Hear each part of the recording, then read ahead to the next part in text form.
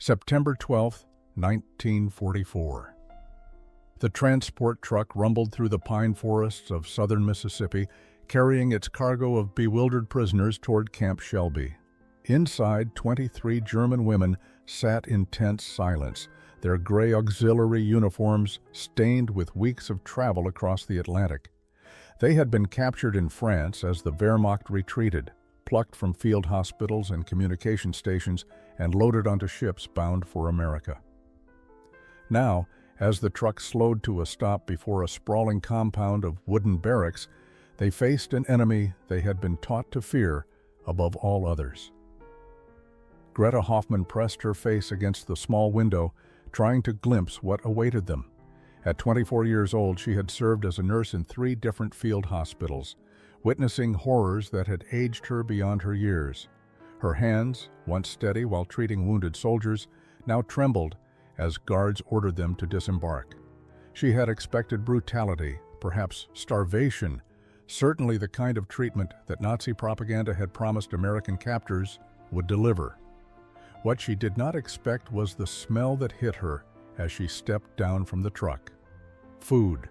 Rich, overwhelming, impossible amounts of food cooking somewhere nearby. The scent of frying chicken mixed with something sweet she could not identify. Her stomach, empty except for the thin gruel they had received that morning, clenched with sudden, desperate hunger.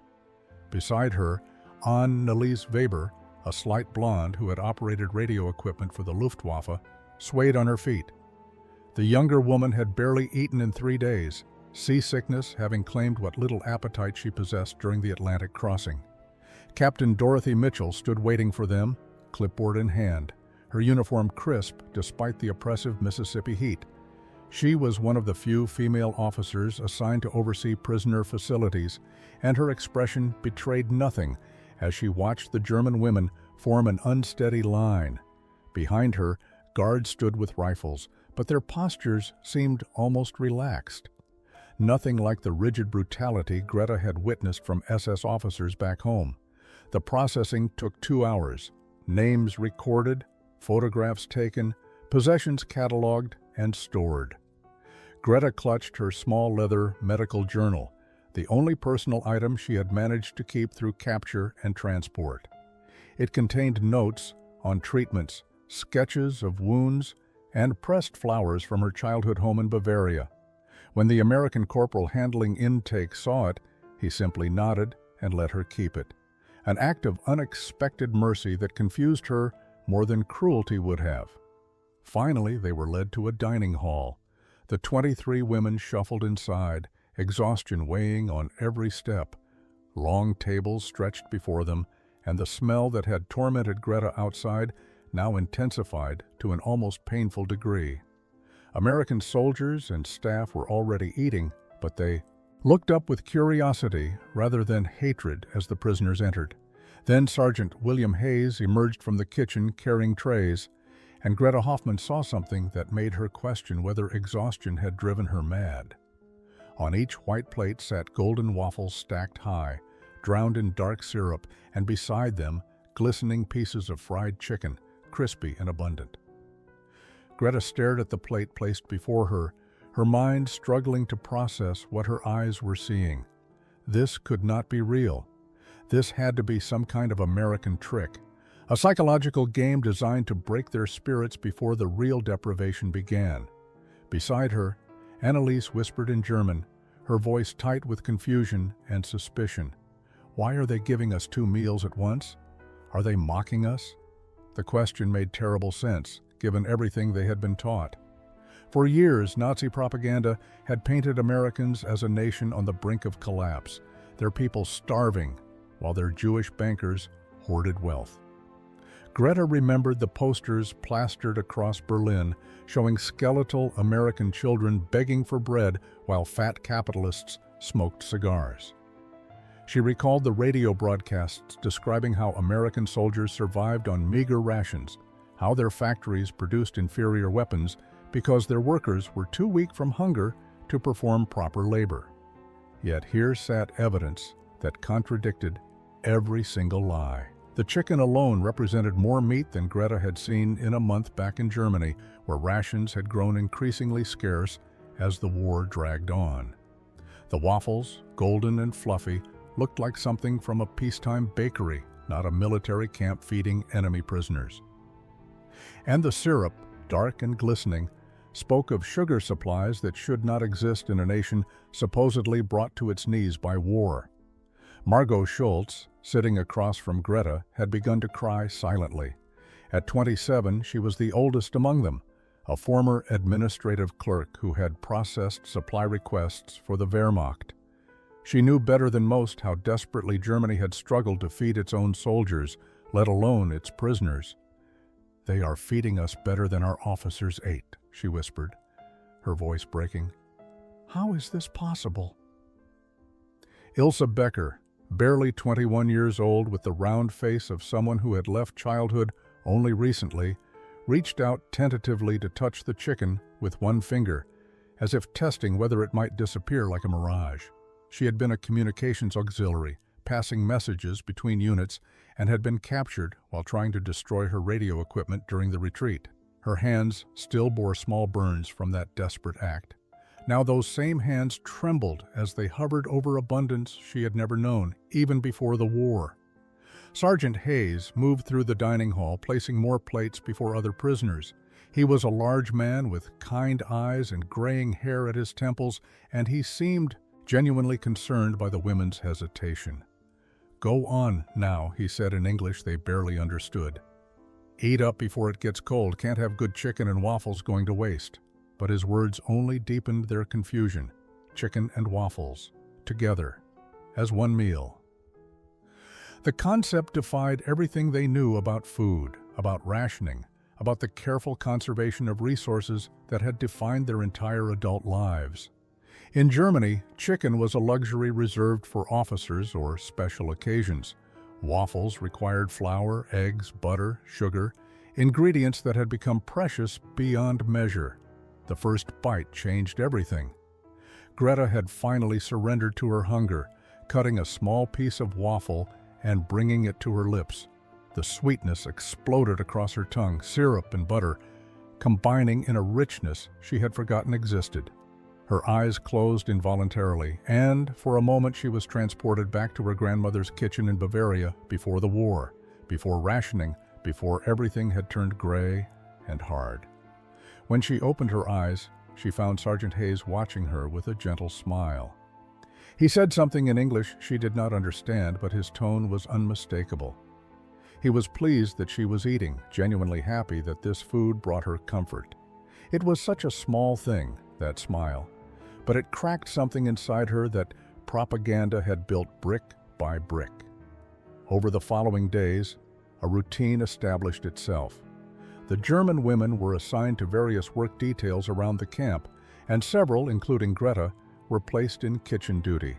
It began as simple labor, washing dishes and peeling vegetables under supervision, but Sergeant Hayes seemed to recognize something in Greta's careful, methodical movements. She handled food with the same precision she had once used treating wounds, measuring and organizing with a nurse's attention to detail. "You ever cooked before?" he asked one morning, using simple words and hand gestures to bridge the language gap. Greta nodded, miming stirring a pot. Her mother had taught her basic cooking, and in the field hospitals, she had sometimes helped prepare broths for the wounded when medical supplies ran low. Hayes grinned and handed her a wooden spoon. What followed was an education conducted entirely in gestures, pointing, and the universal language of food preparation. He showed her how Americans made biscuits, demonstrating the cutting of butter into flour. She watched, fascinated, as he explained through pantomime the concept of cornbread, of grits, of dishes she had never imagined existed. But the real breakthrough came when Greta gathered her courage and approached him with a request. Using her limited English and many hand gestures, she asked if she might teach him something. Hayes looked surprised but nodded eagerly. That afternoon, with ingredients carefully measured from the camp's generous supplies, Greta made Kartoffelpuffer, potato pancakes from her childhood. The familiar motions soothed something raw inside her. grating potatoes and onions, mixing in eggs and flour, frying them until golden. When Hayes tasted one, his face lit up with genuine delight. "Now that's something special," he said. And though Greta did not understand all his words, she understood his appreciation. He immediately asked her to show him again, pulling out a notepad to sketch the process. Other prisoners noticed. Annalise and Margot began requesting kitchen duty. Even Ilse, shy and frightened, found herself drawn to this space where enemies became colleagues over measuring cups and mixing bowls. The kitchen was becoming something unexpected, a neutral ground where flour-dusted hands forgot which flag they had once saluted. By October, the kitchen had transformed into an unlikely classroom. Sergeant Hayes had begun keeping a notebook filled with recipes written in both English and phonetic German, a culinary dictionary compiled through patience and plenty of mistakes. Greta found herself becoming the primary translator, not of military intelligence or political ideology, but of measurements, techniques, and the stories that every dish carried with it. "What do you call this?" Hayes would ask, holding up an ingredient. Greta would search her limited English vocabulary, often resorting to drawing pictures or acting out the word's meaning. Flour became das Mehl, butter transformed into die Butter, and slowly, painfully, a new language emerged between them. Not quite English, not quite German, but something built entirely around the act of feeding people. The other women began contributing their own family recipes. Annalise taught the kitchen staff how to make proper Waffles strudel, though she had to improvise with American apples that tasted different from the ones she remembered from her mother's orchard. Margot demonstrated the art of making sauerbraten, explaining through gestures and Greta's improving translation how the meat needed to marinate for days to achieve the proper tenderness and flavor. Even Ilse, who had seemed permanently frightened since their arrival, found her voice in the kitchen. She specialized in breads, her small hands working dough with surprising strength. She taught Private Thomas Chen, the young Chinese-American guard, who had shown interest in baking, how to braid Hefezopf, a sweet yeast bread her grandmother had made every Sunday. Chen, in turn, showed her how his family made steamed buns, and they worked side by side despite sharing perhaps 20 words of common language between them. The American soldiers began requesting specific German dishes. Corporal James Murphy, a farm boy from Iowa, developed a particular fondness for Greta's potato pancakes and asked her to teach his mother's recipe for hash browns in exchange. They stood together at the stove, two people from opposite sides of a war, discussing the proper temperature for frying potatoes as if it were the most important negotiation in the world. Captain Mitchell noticed the change. She wrote in her reports that the kitchen detail had become remarkably efficient, that the German prisoners assigned there showed unusual enthusiasm for their work. What she did not write, because she was not quite sure how to explain it, was that she had witnessed Sergeant Hayes and Greta laughing together over a collapsed cake, or that she had seen Annalise teaching Murphy German words while he taught her English slang. Food had become their common tongue, more effective than any formal language instruction could have been. When Greta wanted to express gratitude, she baked Lebkuchen cookies. When Hayes wanted to show respect, he asked her opinion on seasoning. They were learning that recipes crossed borders more easily than armies, that the memory of a grandmother's kitchen could unite former enemies more powerfully than any treaty. November 23, 1944. Lieutenant Colonel Sanders made an announcement that sent ripples of confusion through the German prisoners. The camp would celebrate Thanksgiving, and the women would be invited to participate in the feast. Greta tried to explain the concept to the others, but her understanding of this American holiday remained incomplete. A day dedicated entirely to gratitude and abundance seemed almost incomprehensible to women who had spent years watching resources dwindle. Sergeant Hayes threw himself into preparations with an enthusiasm that bewildered his staff. He requisitioned turkeys, dozens of them, along with quantities of potatoes, butter, cream, and spices that seemed excessive even by American standards. For 3 days, the kitchen became a frenzied workshop of preparation. Greta and the other German women found themselves pulled into the effort, no longer just prisoners on work detail, but essential members of a culinary operation. Hayes taught them how to make cornbread dressing, explaining through demonstration and Greta's translation that every family had their own version, passed down through generations. Annalisa learned to make cranberry sauce, marveling at the tartness of the berries and the amount of sugar used to balance their bite. Margot was entrusted with preparing sweet potato casserole, a dish so rich with butter and brown sugar that she kept asking if Hayes had made a mistake in the measurements. The morning of Thanksgiving arrived cold and clear. The dining hall had been decorated with paper turkeys and autumn leaves that American soldiers had crafted with surprising artistry.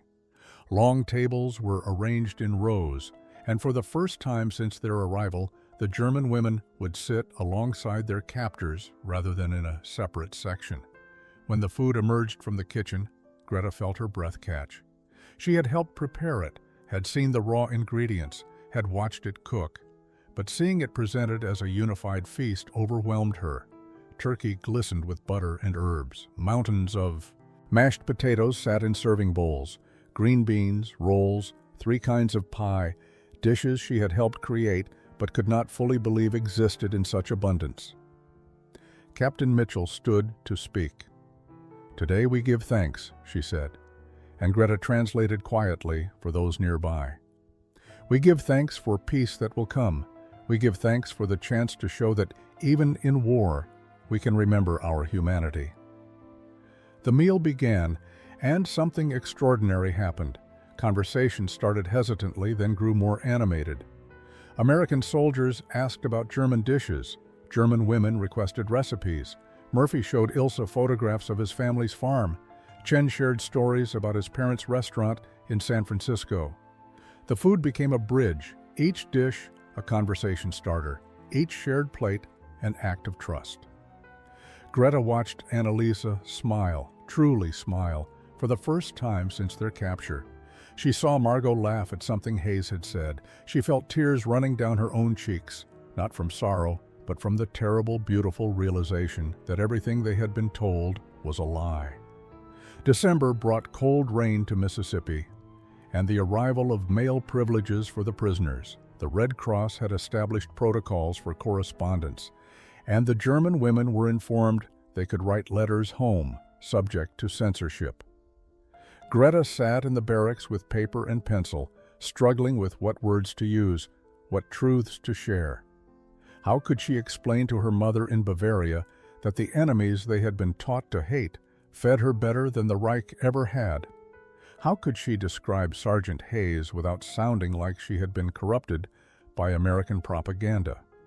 She settled for careful phrases about adequate conditions and fair treatment, knowing the censors would read every word, knowing her mother would read between every line. The responses that came back over the following weeks painted a devastating picture.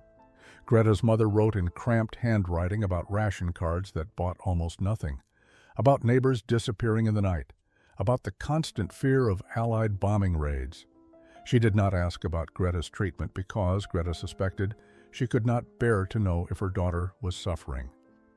The letter smelled faintly of ersatz, coffee, and desperation. Annalisa received word that her family's home in Dresden had been destroyed in a bombing raid. Her parents had survived but were living in a cellar with 7 other families, sharing 1 meal a day between them. Her younger brother, only 15 years old, had been conscripted into the Volkssturm, the last desperate militia Hitler was throwing against the advancing Allies. She read the letter aloud to Greta in a hollow voice, then carefully folded it and never mentioned it again. Margot's letter brought worse news. Her husband, an infantry officer, was confirmed dead on the Eastern Front. Her 2 children had been evacuated to the countryside months earlier, and she had no information about their location or condition. The letter from her sister was brief and bitter, ending with a single line that haunted Margot for days. "At least you are fed while we starve." Not all the women received responses. Ilse waited day after day for word from her parents in Hamburg, but nothing came. The silence was worse than bad news because it left everything to imagination. Had they been killed in bombing? Had they fled east ahead of the Soviet advance? Were they simply unable to send letters through the chaos of a collapsing Reich? The contrast between their daily reality and the suffering described in those letters created a profound cognitive dissonance. Every morning, Greta helped prepare breakfast for the camp: eggs, bacon, toast with real butter, coffee with real cream. Every morning, she thought about her mother rationing moldy potatoes. Every afternoon, she watched American soldiers casually discard food that would have kept a German family alive for days. Hayes noticed the change in the women's demeanor. "Bad news from home?" he asked Greta gently. She nodded, unable to find words in any language to explain the guilt of being well-fed while her country starved. January 1945 brought news that shattered what remained of the German women's understanding of their homeland. American newspapers began publishing photographs and accounts from liberated concentration camps. The images were grainy, but the accompanying descriptions were horrifyingly clear. Bergen-Belsen, Dachau. Names that meant nothing to Greta until she read what had happened there, what had been done there, what her country had built there. She sat in the camp library, the newspaper shaking in her hands. Around her, other German women gathered, their faces reflecting the same sick disbelief. These could not be real. This had to be Allied propaganda, exaggerations designed to justify the war, to make Germans look like monsters. But the photographs did not lie. The skeletal bodies, the mass graves, the systematic machinery of death. This was not the work of a few criminals. This required infrastructure, planning, the cooperation of thousands. Anneliese vomited into a waste bin after reading one particularly detailed account. Margot simply stared at the photographs, her face drained of all color. Ilse began to hyperventilate, and Captain Mitchell had to be called to calm her down. These were not hardened soldiers who had witnessed combat.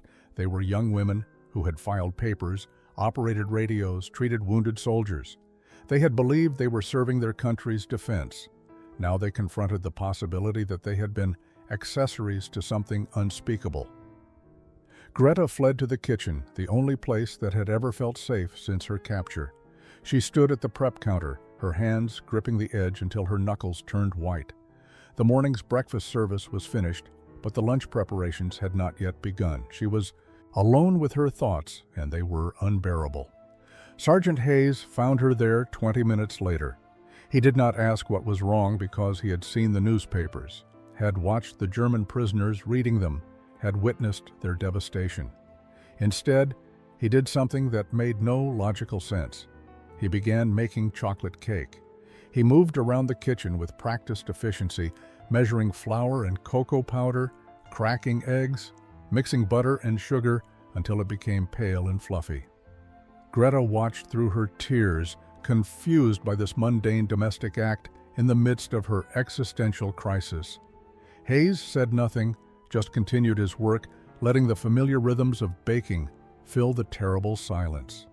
When the cake came out of the oven, an hour later, he cut 2 generous slices and sat down across from Greta at the work table.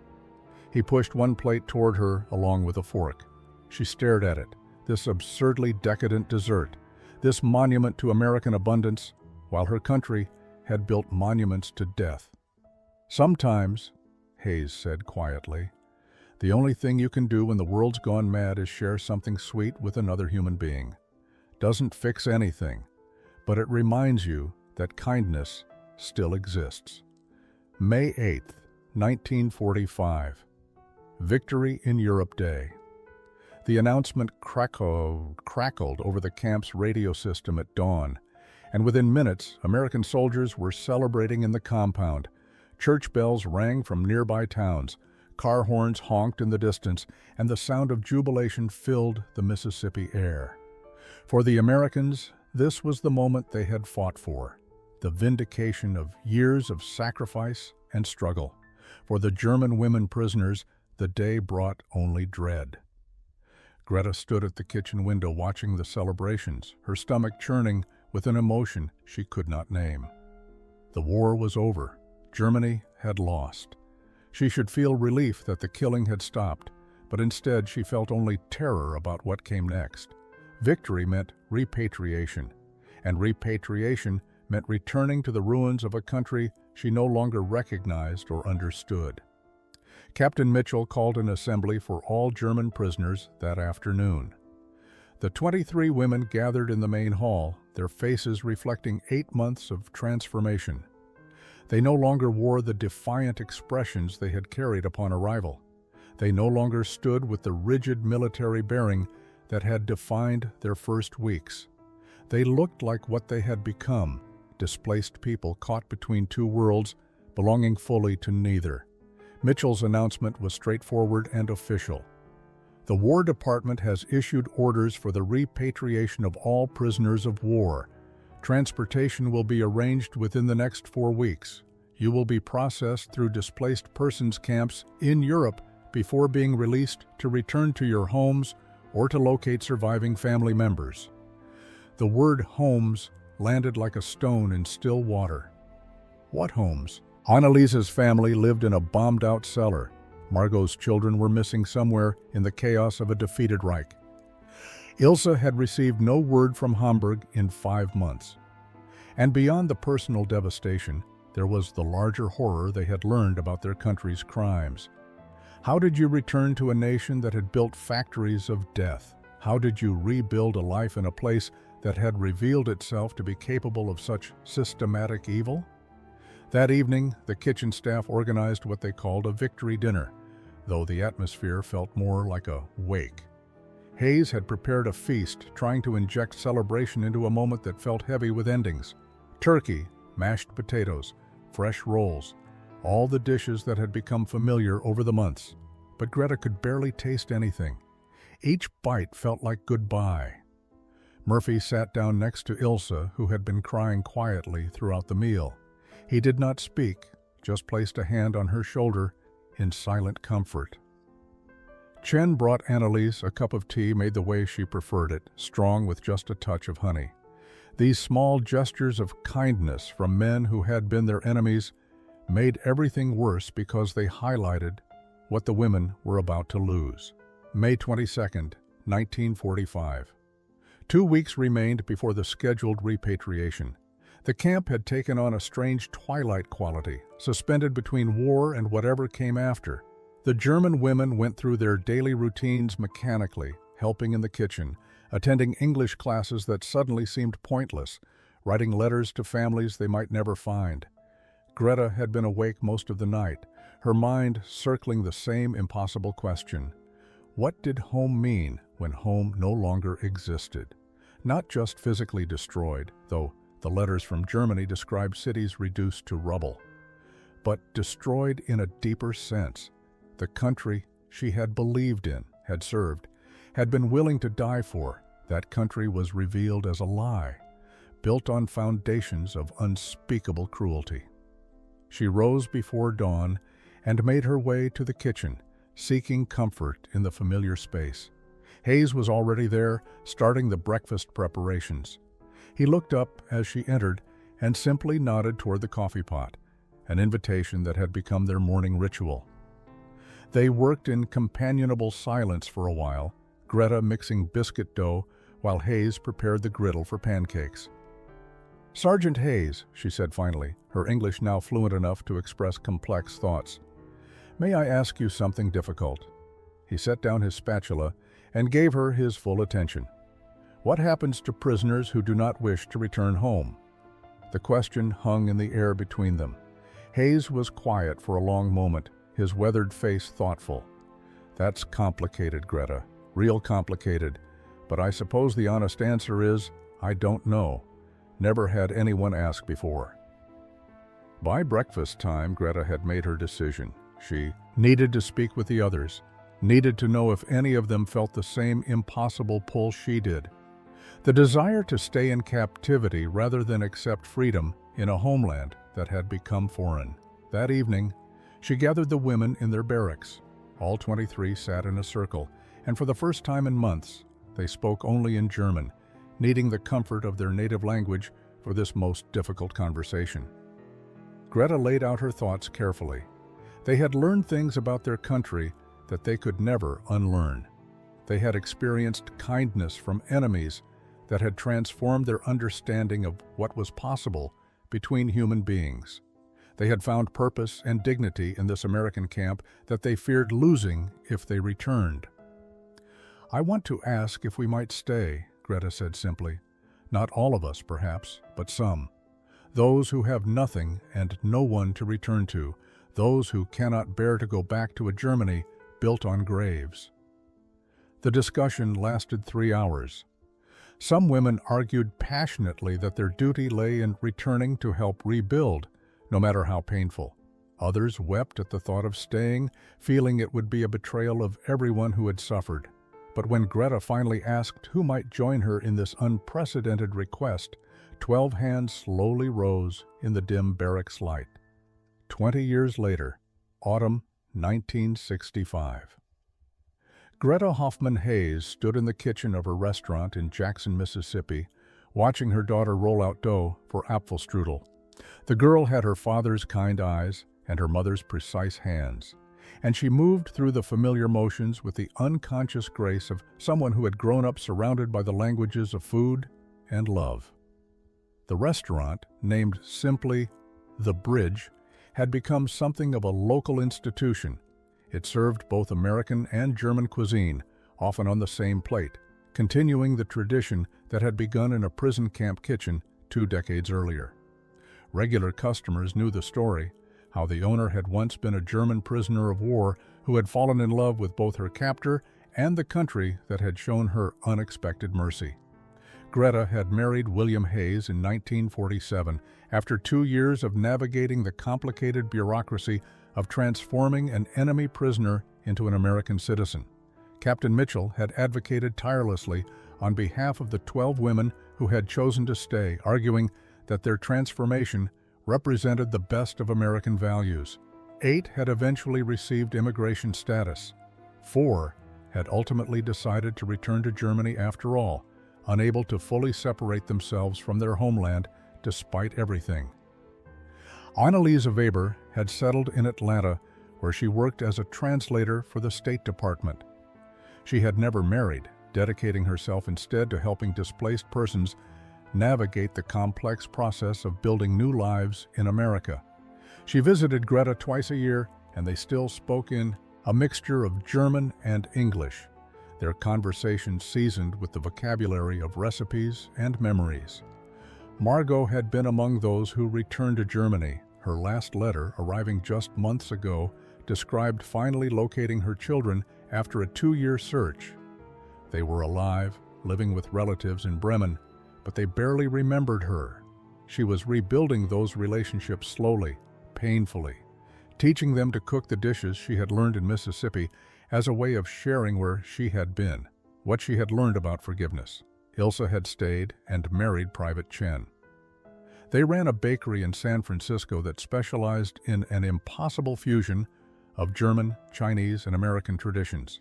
Their wedding cake had been a 3-tiered masterpiece that somehow incorporated Hefezov braiding techniques with Chinese symbolism and American buttercream. Greta had traveled across the country to attend, and the reunion of the former prisoners had been emotional and joyful. The restaurant's kitchen door swung open, and William Hayes entered, his hair now completely gray, but his smile still warm. "Got a full house tonight, Greta. Folks are asking for your potato pancakes." She nodded, already reaching for the potatoes, her hands remembering the motions that had first bridged the gap between enemy and friend. Her daughter looked up from the strudel dough. "Mama, tell me again about the chicken and waffles."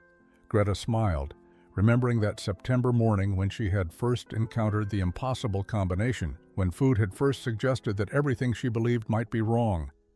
"It started," she said, with not understanding, "and it ended with choosing home."